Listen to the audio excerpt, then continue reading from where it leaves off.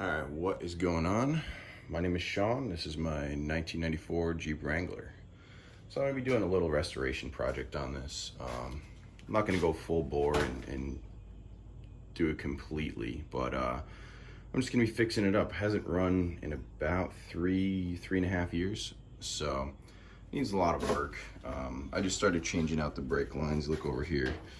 They were really rusted out, and actually when I went to go park it, it actually, check this out here, it totally rotted through on me. So the line blew out and I couldn't drive it, so I had to trailer it over here to my garage, and now I'm working on it. So today I just went and picked up new alternator. So this is the old shitty one here. You can see how beat up it is. It's actually so bad that it's locked up, doesn't even turn on me. So yeah, I picked the new one up today, so I'm gonna be tracking everything with this. I'll let you know the cost and price breakdown of everything like that. So hopefully I can just do one of these, snap my fingers, and it's all clean. But yeah, right now need some love and attention.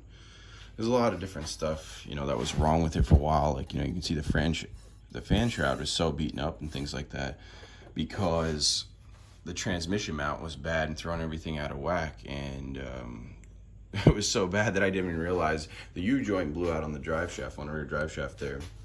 And I'm driving down the highway and it blows out on me. And I was like, oh crap, I guess a U-joint failed. So put new U-joint in, and I drove 1 mile and bang, happens again. So yeah, it's basically what happened is the transmission mount for the engine on the back side of it was giving out so much. It was so blown out that it was walking the drive line. So yeah, that was an interesting learning lesson. So I did that back in the day. So it's got new mounts there. I think I did the engine mounts too at the same time. So yeah, I've worked on it. I've had this car since I was 16 years old. It's my first car. So most things are good with it. Check the coolant there. But yeah, so this is gonna be my my little project coming up here. So I got to finish up the brake lines. I do have the front lines to do. The good news is they aren't so rotted out, so I might just leave them because I started trying to turn them and they were pretty locked on there. But it's one of those, if it ain't broke, don't fix it. But if I do start making this super shiny and nice, I probably will just change them out. There's a lot of stuff, like you can see the fuse box. For some way I lost the lid to mine, so I was at a junkyard and I found one, and all the clips were broken and shit. So it's jerry rigged on there.